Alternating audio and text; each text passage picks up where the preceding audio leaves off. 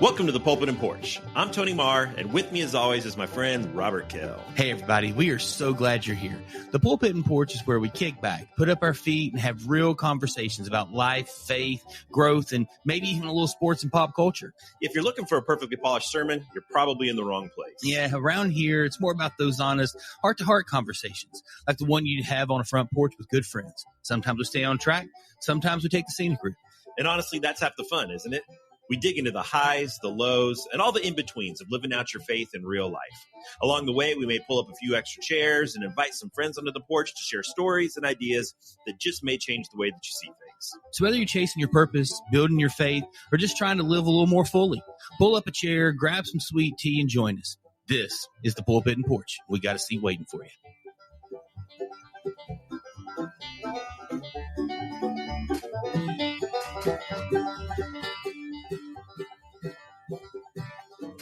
Welcome back to the Pulpit and Porch. I am Tony Marr here with my good friend Robert Kell. Robert, what is good? I don't know. Lots of stuff.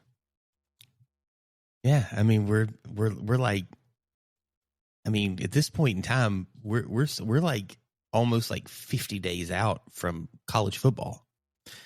I am 23 days out from walking my oldest daughter down the aisle. That's bonkers. That is bonkers. Craziness. And it's your first, right? First. You all had another one did you have another get engaged recently? Two more get engaged recently. So I don't think I know about the second one. Man, I need a loan. So if you're out there and you're listening and you hire storytellers for any of your upcoming events, I need a loan and some Xanax. Tony is booking his Xanax schedule. even the right thing? I don't even know if that's the right thing. I don't know. It sounded right. I don't know. It's probably like some weight loss drug, which I need too. But it's some type of fix all. But yeah. Tony is booking for the fall of 2025, spring of 26. Summer 2025. Yeah, I'm ready whatever. Right now. Yeah, you just let him know. Bring it. We got 3 weddings to pay for in the next year or so. Yeah. Hopefully not the next year. Man, hopefully not the next year. I've got all boys. So I just got to come up with some rehearsal dinners and a few tuxes, and I'll be good. I hope that your boys pick wives that have really expensive taste and they want like lobster tail and filet mignon for their rehearsal dinner. Why would you wish that on somebody? Because of the rude comment and the fact that you're sitting there laughing at me, laughing at my pain. It's not even pain. It's not pain. Let me say that. It's not pain. It is a joy to see these beautiful young ladies find men that love them and respect them and will care for them and treat them well and lead alongside of them in life, which segues into what we're talking about. Yeah.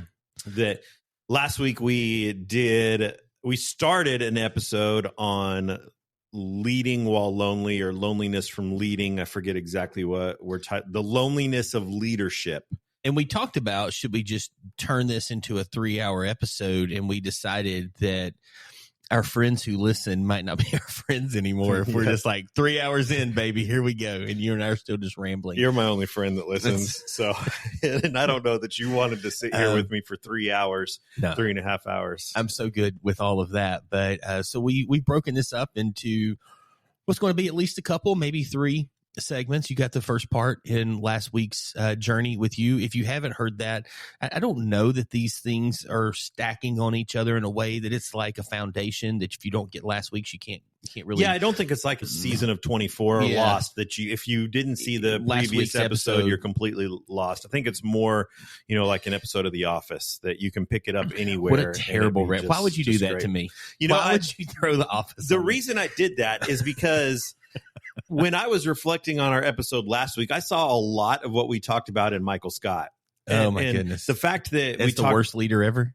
Well, yeah, he's definitely the worst leader ever, but he wrestles with this burden of leadership. And last week we talked about the quiet cost of leadership and how there's this, that leadership can be lonely. In fact, leadership probably is lonely, I think we said, but we talked about there's a difference between being alone and loneliness. We talked about the weight, the burden that comes with leadership, and how oftentimes that can feel lonely, but that it's important not to isolate yourself in your carrying of the burden. We talked a lot about that. And so now today we're going to jump into that there are times in leadership, and we touched on this a little bit last week, but there are times in leadership that you can't share the weight of what all you're going through. And in The Office, there are these talking head moments that they have where they'll sit in an office alone with just the camera, the documentary crew, and they'll have not a conversation, but they'll get thoughts, talking head moments from that. And many of those that Michael Scott are him lamenting the things that he's dealing with as the regional manager of Dunder Mifflin in Scranton, Pennsylvania, that no one else around him can understand. They don't get the weight of what he carries. And there are some times when you simply can't share the weight of leadership. No, and I was thinking about like an actual good leader, Ted Lasso, and there's a scene. There's a scene in there where I thought you were going to say something like Abraham Lincoln. Ted Lasso, man. If you're going with The Office, I'm going with Ted Lasso. Dave Roberts. It's one of these things of like he has a situation happen and they get off the bus and his friend Beard is like, Coach, everything okay? He's like, what do you mean? Guy's name is Beard? Yeah, his name's Beard. It's fantastic. Does he have a beard? Yes. Is that his real name or just his nickname because of his physical appearance? Because of the beard. Okay. And but everybody just calls him Beard. And he says, yeah, everything's fine. Why? And he's like, well, we just took a 5-hour bus ride and you never said a word, which is the longest I've ever heard you by 5 hours. And I mean, he's like, you never shut up. And he's like, I'm going to tell you something, but I don't ever want to hear about it again. And I don't want to talk about it. And he's like, okay. And he tells him the thing. And Beard immediately looks at Ted and goes, you want to talk about it? He said, very much so right now. And I think that's the tension. Because it's one of the beautiful things about a good leader is they have people in their corner that know them well enough to be able to step into and navigate and grab a hold of things that they can go, okay, here's the moment you're in. Here's the situation you're facing. Here's the thing that you're up against right now. And here's the way that I can help you. And then as a good leader, there's moments where you go, okay, I know I'm up against something right now, but what I'm seeing is if I share this or I navigate this, it's going to pull the team in a bad direction. So what I'm going to do is I'm going to hold on to this for a minute, not in an unhealthy way, but I'm going to help the team move through. And when the situation comes up, I'm going to ask the team questions and go, I understand what you're saying, but is that really the best way that we can approach this? And it gives the people you're leading a chance to buy into the moment. And I think that's one of the things that when we kind of get into this part of the conversation in this is like when you feel like you can't share the weight, how are you balancing that and doing those things? And so like starting with you, like how do you handle leadership moments when you feel like you can't explain your decisions to everyone sitting around you? Maybe, especially like in a church world where you've got an entire congregation. It's not just your elders, deacons, board of directors, whatever it is. Like you've got an entire congregation. And you and I both had some cool opportunities to be in some churches that were growing really fast and doing some things and making a big impact in their communities. And you've got a ton of people coming in and everybody wants to know, oh, what's next? What's happening? What are they thinking? What do you do in those moments when, how do you handle those moments? I guess would be a better way to say it, when you can't explain that decision to everyone. That's a really great question. You wrote it. It should be. No, it is something you kind of pitched in this conversation as we were putting this together. It's your thought. I think that understanding that integrity doesn't always look like transparency. we talked in the last episode about being transparent, being vulnerable and authentic in leadership. And integrity doesn't always look like transparency. Integrity looks like doing what's right. And sometimes the right decision is going to be misunderstood by the people that we're leading. Do you think this comes down? I want you to continue that, but I want to throw this in, and then I want to let you take this thought and either say that's terrible.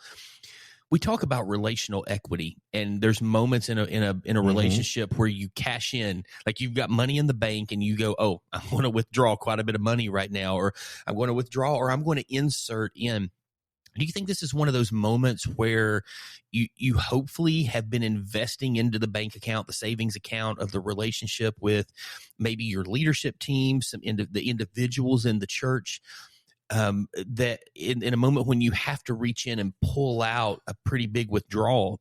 So I'm going to give an example that I'll try to be as generic in this example as possible for people that are listening. We had a situation.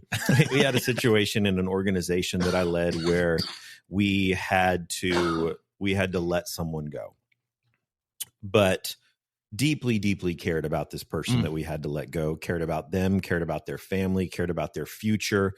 The reason that we had to let them go was pretty substantial.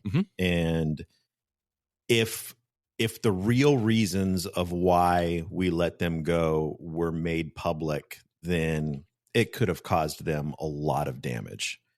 And so when it was made known that we let them go, we did everything to protect them.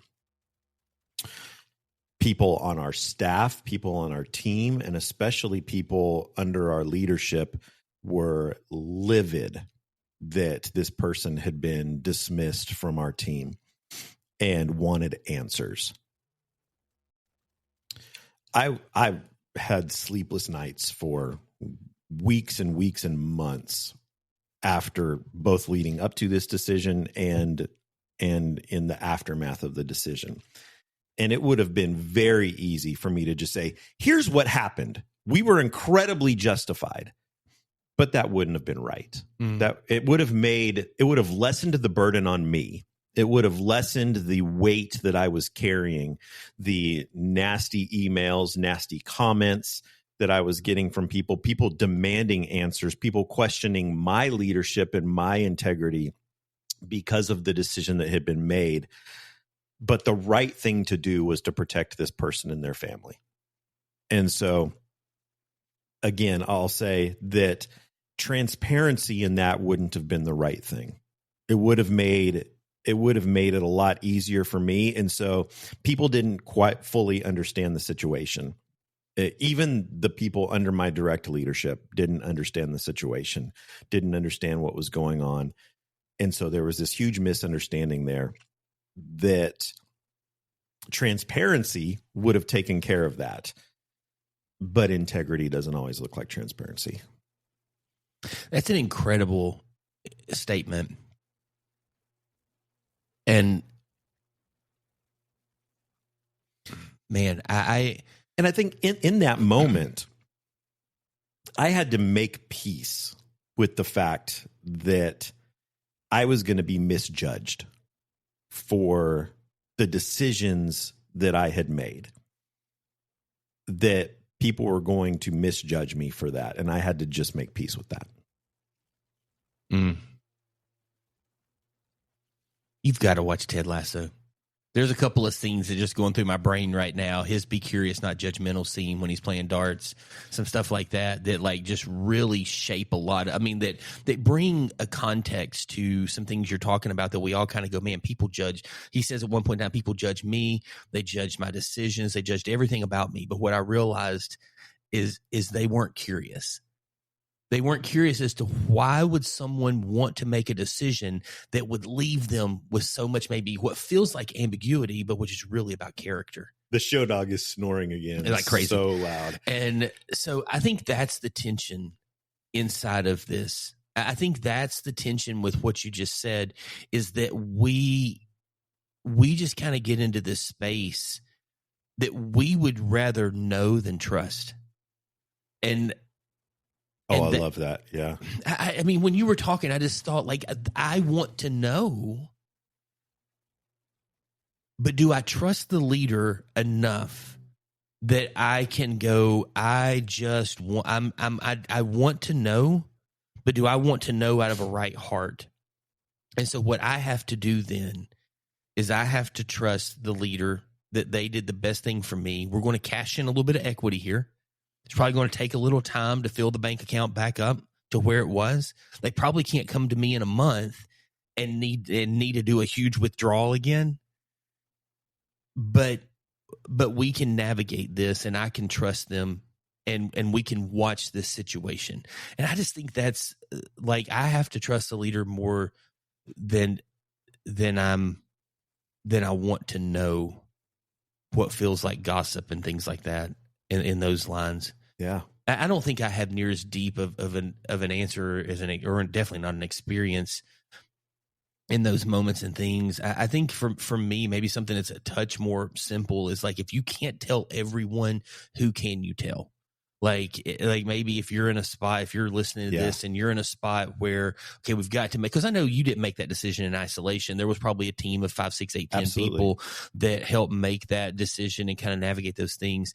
And so who are the people you need to tell? Who's the core group? Like one decision, we made a decision at Northridge several years ago, and I was transitioning out of student ministry to be the campus pastor. And I tried to tell as many people as I could that needed to know, but the reality kind of came down to is that I was being held back because they were trying to make some decisions. They were trying to make sure this transition right. And what happened is a couple people that probably needed to know did not find out until Sunday morning when it got announced on stage. And then, and here's Robert's replacement, and here's this, and here's this, and here's this. And they just felt like they'd been hit by a truck. And they probably deserved to know. Yeah. And I probably should have just texted them and said, this is not how you should find this out. But tomorrow there's going to be a big statement that's made. I owe you more than this. But you were on vacation. I had this was this. And the church has not allowed me to say anything until they got to this point. So no one knew until 2 days ago. And I just couldn't get in touch with you. You deserve better. Please be frustrated with me, but please have some grace on the overall situation, and let's try and move forward in this. And there's going to be moments that you just like make that mistake, and it's just not going to work out, or you just forget a person. But at the end of the day, I just think like who can you tell, and how do you kind of navigate through that? And so we've addressed this thought a little bit in this. And so like, do leaders need to hide weakness or show it? I don't want to, I know in the last episode, we kind of really in the first part addressed this a little bit, but I think there's some steps we can take to kind of maybe just kind of unpack this a little bit more. Yeah, I think neither extreme of those are healthy. That you don't want literally, it's almost like you're reading my notes that I put over here. You don't want to hide your weakness, but you shouldn't overshare, I guess. But you also don't want to pretend who either. Does that make sense? Yeah. I literally, the first 3 words I wrote were, I don't know. I mean, it's like when I write sermons, I say that I write, like you could read my sermon and kind of get through it. Like I literally sometimes will go, hey, do you mind if I say this to you? And I will write that in my notes. And it's like, I don't know why, because I'm going to say it regardless, but I put those things in there and I say random stuff. And I said, I don't know. This is hard. And then I went on to kind of flesh out my thoughts on this. I think we should show some vulnerability. Maybe weakness is a hard word. I think we have to show some weakness to maybe vulnerability and weakness are synonyms in this scenario. I think we have to show that to appropriate people. to some key leaders that are around us, some friends. Maybe you're in a small group. You got to be careful inside of, like, if you're leading a group, a community group, a men's group, women's group, something like that, and you're in a really small group, you got to be careful because you don't know everybody around that table, and you don't know how they're going to kind of run out with that information. But I think at the end of the day, show it inside of some trusted groups, learn when to share, when and what to share in very slow spurts with some things. And then I think you can be, like, you and I we're both pretty genuine on a stage, and just kind of work through some things there. And as people somebody who comes to you immediately after a sermon where you're talking about sexual struggles and things like that, and you go, hey, I remember being a 16-year-old kid sitting inside of a basketball gym and a guy busting open a magazine. I didn't get up and run away. And I know what that shaped in my brain 30 some years ago. Like, I think that if the person who jumps up and runs and starts sharing everything probably isn't the person you want to start having accountability lunches with. But somebody who throughout some time starts to kind of invest in you and to work through some things, you can go, okay, I can see where this is a healthy relationship, not just somebody who maybe wants to get deeper into my junk and share it out there. So I think it's a process. I think the side that we haven't talked about much, either last week or so far this week, is the other side of that. We've talked a lot about vulnerability and sharing, but there's another side that I think you talked about, was the atmosphere that you grew up in, is that you pretend that you have it all together, that you don't have any issues, you don't have any problems, and you pretend like you've got everything figured out. There was a great line. I don't remember which one, and this might be wrong, but I think it was Keanu Reeves in I think it was in one of the John Wick movies, where he says, I just watched Ballerina recently. I have not seen that. Was it any good? Yeah, it's pretty good. Is it? It was really good. I think it's John Wick. I should have Googled this sitting here. He said, pretending to be bulletproof only leaves you with a bunch of holes, or pretending to be bulletproof only leaves you hollow, something like that. And a lot of truth in that pretending like you've got it all together is just gonna mess you up. It's just gonna kill you.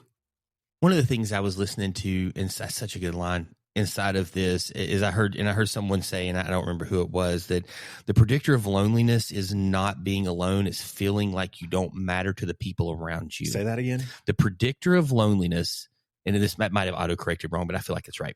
The predictor of loneliness is not being alone, it's feeling like you don't matter to the people around you. And this person kind of went on to say, the opposite of loneliness is not having more connections. It's feeling like you're valued in the connections you have, and the connections that are around you. And I think that's just this tension when we start to go like, man, I can't share. It's like, I don't trust the people. If you don't, I'm sorry, I'm saying like that. If we don't, as people, as leaders, take leadership out of this. If you don't trust the people around you, you're never going to be vulnerable. And if you're raising kids and things like that you don't feel comfortable sharing and going through and talking about things, you're going to have a hard time navigating life. And if you can't trust your family, that's going to be really hard. And so we've tried to be pretty authentic with our boys. I'm not going to act like that I've done that perfectly. But when something happens, I try not to walk in with the hammer. I try and walk in with grace and go, man, how would I want friends to approach me? How would I want God to see me in this moment? And not just how would I want him to, but how does scripture say that he sees me in this moment? And how does he wrap his arms around me and care for me and draw me closer to him? And so, I think that that's the kind of thing that I've tried to do. And I think it's in that space that we start to learn to trust people, not just in our house, but in our circles and things as well. Hey, so let's have a quick break. And then we're going to give some practical ways that people can help help with this issue of loneliness and leadership, whether you're leading in a church or whether you're leading in your family, whether you're leading in a business, in a restaurant, in a classroom, wherever you're leading. What are some ways that you can help protect against and combat the feeling of loneliness that you have in leadership? Hire Ministries is passionate about helping churches thrive by equipping leaders like you. With their expert coaching, practical resources, and strategic support, they'll help you overcome challenges that make a lasting impact in your community. We're grateful for their sponsorship of our podcast. Learn more at hireministries.com. Hey, one of the things I was thinking about as I was processing some of these things is you talked about what are some healthy ways in to deal with the mental and emotional side of this thing. And I don't know that I am always the best, but Simon Sinek had this thought, and this will kind of launch us into our next things of leading with and through loneliness. As he talked about this friend of his that was really, really struggling, and he ended up being able to talk to her, and he said, I just had no clue. And she said, well, I reached out. And he said, I started scrolling through my text, and it was one that's like, hey, how are you? And he's like, are you talking about this? That is like every other text I get from you all the time. He said, there's no way I could decipher that. And what they did in that moment is he said, because she had heard that 8 minutes of time from another friend to feel not alone in a moment or of stress or need can bring you out of that funk of loneliness and depression and anxiety and worry, and it can fix a lot of those things. 8 minutes. And he said, what we decided, we created things like, hey, you got 8 minutes, and that's the text we send now. And he said, heard him talk about all that on the Diary of a CEO podcast. Oh, okay. That's incredible. And like, that wasn't the podcast I was listening to it on. It was that wasn't the reel I was watching him on. But I just thought, like, he talked about that 8 minutes. He said, because anyone can step out of a meeting for 8 minutes. And how do we navigate those moments to where we can be there for our friends? And I just think that's such a big thing. And when we talk about leading with and through loneliness, how do we start to set up the things? Because I mean, one of the things we're going to talk about, and I mean, maybe, I don't know, like, I don't want to get out of order too much, but like, who checks in on you? Yeah. Yeah, I think one of the biggest things for that is having a space where you don't have to be on. And man, that was, I think, one of the hardest burdens for me to carry when I was in pastoral leadership, was that you're always on. Every conversation, you're still in that role of pastor. And when was there ever time where I can take this hat off and just be Tony?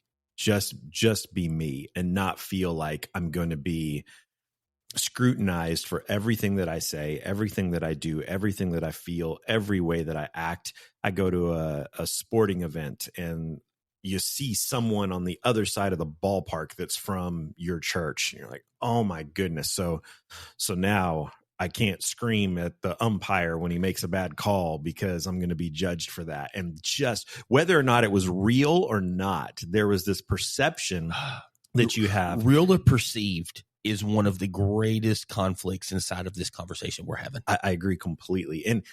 And I think that it's the same in a secular leadership role, that you play this role that you have where you have to have all the answers. You have to have everything figured out.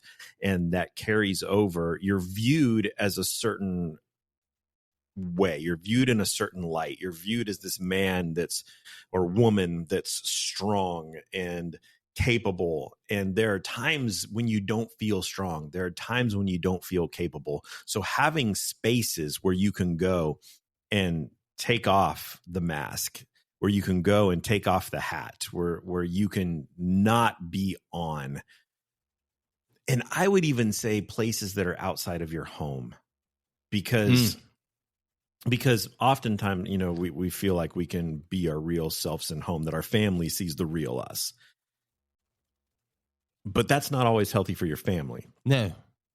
And so where are places outside that you can, for lack of a better term, take the cape off? No capes. Incredibles, come on. I've seen it. Edna Mode. I've seen 1 and 2. No capes. I'm not a very good impersonator of voices, but I do love that line. Tony, that is so good. Real versus perceived. And I think that's one of the things, like, I'm not great at this whole idea of like putting up guardrails for isolation. Because in a small church, I'm the only full-time staff. I can kind of show up. I can hide. I can go sit at a coffee shop with AirPods in. I can do things that I want to do that like keep me out of the realm of people that kind of lead me into loneliness.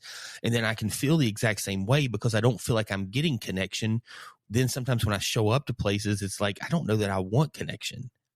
And so you're talking about like, oh man, I'm in this space and all these people, because you're in a little bit bigger church, of course, than a lot bigger church than what I'm leading in right now. But then you kind of step out and you get somewhere and it's like, I'm at a baseball game and here's 30 people from the church. I'm sitting at this or I'm doing this. And we go bowling and the next 6 lanes are all people. Like everything you do, you sit in a movie theater and you're like, I just want to come watch a movie and eat my popcorn and drink my soda and call it a day. And the next thing you know, like half the chairs around you are people from the church and they're wanting to talk and chat. And it's like, people don't talk in movies. Tell your friends. I mean, it'll be okay. And I think that's the tension that we sit in this real versus perceived world. And so the question kind of becomes, who checks on, and you and I'll talk about this personally, but like to people listening, who's checking on you as a leader? And do you really let them into your life? And I think it's important that in leadership, we can get so caught up and so busy with our schedule of leading that we miss out on that. So I think it's important that we proactively schedule connection outside of, like we just said, places where we can be, where we can not be on. Yeah. If saying who's speaking into you, know who that person is and proactively schedule on your calendar time to meet with them. I do it every Wednesday at 9 a.m. I mean, that's the thing. And just being really, really, really transparent. And I'm sure I have friends that are listening to this. I actually know I do. And I'm not trying to be mean to anybody at all. But like, I mean, I get around. I think people care about me. But as far as people who like reach out and check in and just how you doing, I don't think that's not a very long list, and you're about the extent of it. And that's a tension in my life that I just, as much as I love community, I don't know that I was really taught at a young age how to develop healthy community. And it puts me in a space where things are just complicated to work through and to work around. So in that space, if people are checking in on you, it's really a question of, and it's more of a personal question. And honestly, I always tell people all the time, like my boys especially, I'm like, if you want to lie to me about this, like you can fool me. I'm the smartest person in the world. You're going to be able to trick me. The question you've got to ask is, can your character handle the thing you're lying about? Probably not if you're lying about it, but do you let them in? And that kind of leads to this thing of how can vulnerability make someone a stronger leader if they're really vulnerable to that person or people that they trust? I was at a leadership conference. This was many, many years ago, that there was a line that was said, and I don't remember who said it. I'm really struggling with my quotes today. It's probably me. Probably was you. That said, people don't follow perfection. They follow authenticity. And that's something that has always stuck in the back of my mind, and was one of the reasons why I tried to be so vulnerable in my teaching, because early on I heard that people don't follow perfection, they follow authenticity. And I think there's some real truth to that. And so I think it just depends, what kind of leader do you want to be? What kind of leader do you want to be? We talked a couple episodes ago about scars. And I think you even said we should do an entire episode on our scar stories. The people that you're leading, they'll admire your strength in leadership. But the real connection comes from your scars, from your authenticity. That's where real leadership, I think, takes place. That's where it really happens, is when we can make those authentic connections with people that only happens through vulnerability. They can admire your leadership. They can admire your wisdom. They can admire your strength. But if you want a real connection, that only comes with vulnerability. I don't know that I realized that, and I might have copied this from somewhere. I don't feel like I did, but I don't know that I realized I put like this 3-step thing in this whole part. Yeah, you put way more thought and work into this episode than I did. So I need to just state that for our listeners. Well, anything good that came out of this episode came from Robert. So you've had so many things that I'm going, I don't really like. I've told you sometimes you'll tell this incredible story, and I'm like, I said, yeah, that looks hard. So, how can vulnerability make me a stronger leader? I think being vulnerable means you have trusted people in your life. Having a group of trusted people having a group of people who trust you, who you trust, having a group of people who you trust and that trust you gives you confidence. And I think when you have confidence as a leader, it creates you and grows you into a stronger leader that a team will come alongside and follow wherever the mission, the vision go. They will start to trust those moments, like when you had to draw heavily out of they're not going to quit and leave and go somewhere else. They're not going to resign their position and go to another church. They're going to stay there. And so I think when you find a group of people and you start to be vulnerable with trusted people in your circle, that should probably be some level of your deacons and elders, a couple other key leaders inside of your church and things. Having that group of people who trust you and that you trust gives a confidence inside of your life. And when you have confidence, you will be a stronger, more passionate leader. And when you lead that way, people are going to follow you through a brick wall. And I think that is how we try and shift our organizations, especially churches, to be outward facing, caring about the community. That's going to come as a team. It's like, me, you, every leader listening to this, we can all individually go out and we might impact a person or two. But imagine if you had 10 people walking alongside you, if you had 30 people walking alongside you, imagine the width how much wider you can reach into your community, into your neighborhood, into the places that you're going, if you've got people who trust your leadership and what you've got going on. In a final thought on wrapping up this segment, and then we'll dive into some stuff that's a little lighter and maybe a little bit more lighter fun. For a couple of minutes. Yeah. Is that there are a lot of people that are great leaders. And I think it goes way beyond just the church. I think it goes into leadership in just about any area that you can exhibit incredible leadership characteristics. And people can admire that. There are a lot of leaders that I don't know that I admire, that I listen to them on a podcast, I read their book, and I admire the characteristics that they exhibit or that they talk about. But if I'm going to put a level of risk in following someone, there has to be more than admiration. There has to be a connection. And I think that connection only happens through vulnerability. When we are real, when we are honest, vulnerability gives the opportunity for growth, and vulnerability also gives the opportunity for grace. Man, say that again. Growth and grace. Say that again. Vulnerability gives gives the opportunity for growth and for grace. And grace is something I love. Matt Chandler says grace is for the journey. And we really don't live our lives that way. We don't feel like that. I think the vast majority of people don't feel like that's how the scriptures approach things. I feel like the vast majority of people definitely don't see that in the relationships in their life, whether close or deep relationships or relationships that are kind of new and very surface. Grace just doesn't seem to be a for the journey thing. I just remember one time, kind of around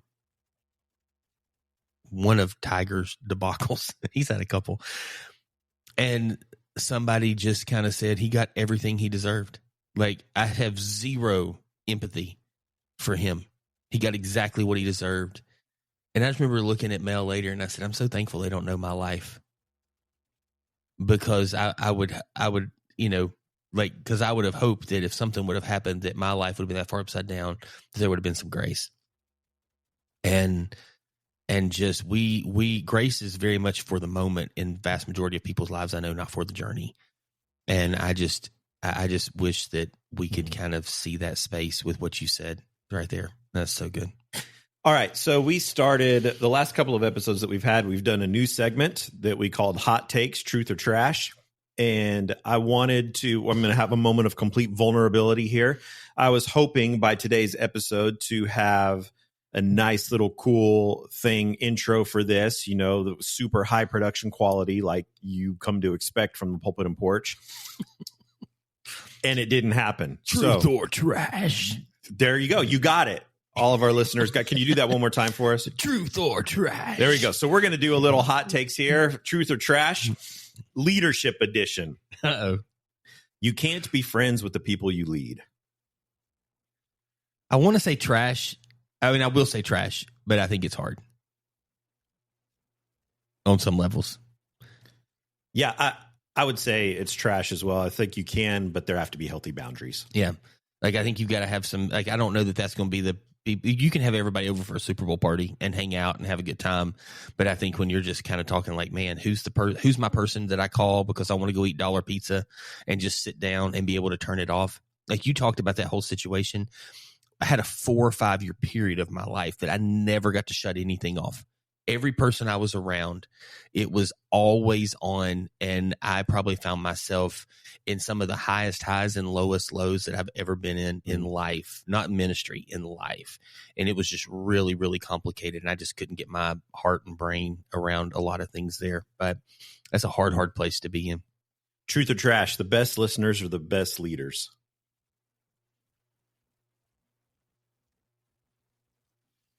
I would say truth.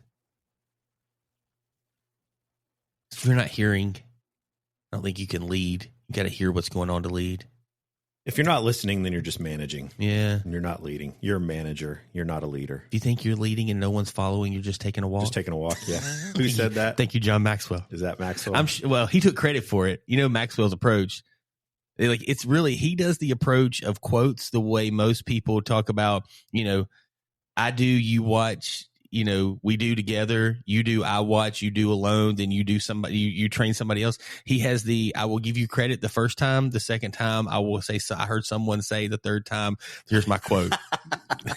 That is Maxwell's approach to leadership quotes. All right. Truth or trash. Loneliness is a sign of weak leadership.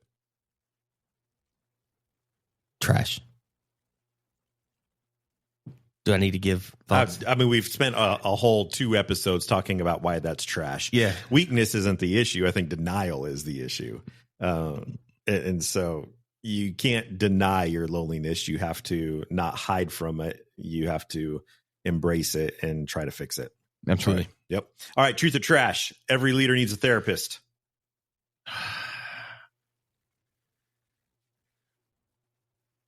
As far, I'm going to say trash because I know what that means is, and we might disagree on this one. I think what that means is you need somebody that you check in, you lay down on a couch and talk about your feelings for an hour. I don't know that you need that, but I do think you need somebody in your life that maybe functions in that role if you don't. I think once again, we're talking about semantics. I would say truth because I think that therapist doesn't have to mean a licensed professional counselor. Okay. I think that every leader needs someone they can be 100% real with. And I was just going with the reality of what it is there that therapists and go and like I said, sitting on the couch and having conversations. All right. And that was... truth or trash. My bad. I didn't know. I forgot what I was supposed to say. You completely missed that. Truth or trash. Yeah, there we go. That was much better. My bad. All right, let's close it out with this. Why do we still lead? With all of the burdens, all of the weight, all of the loneliness that comes along with it. Why is it worth it? Why do we still lead? Why is leadership still worth the pressure? Is it? Is it worth it?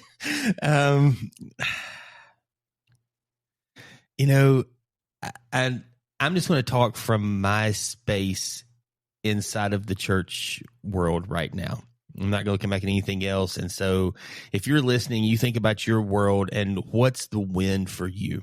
If today you walked in your organization and somebody took a huge next step in an area that you've got for them, like for me, like to see someone start to follow Jesus, to see people find their purpose or a ministry that causes them to thrive, that is worth everything to me. To just see people start to grow in who God created them to be.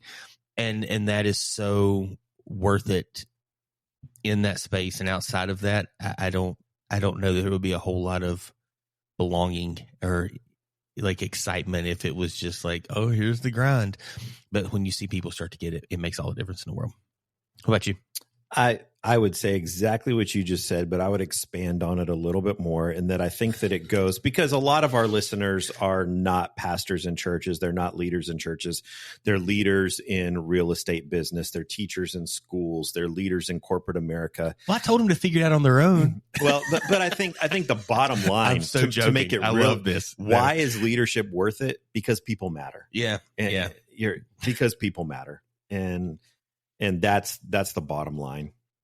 The pressure is real, but so is the reason that we're doing it, because people matter.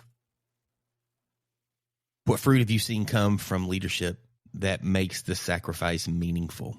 I think seeing people live in their strengths, discover and lead and live in their strengths, in their God-given purpose is always worth it. That is the main thing for me.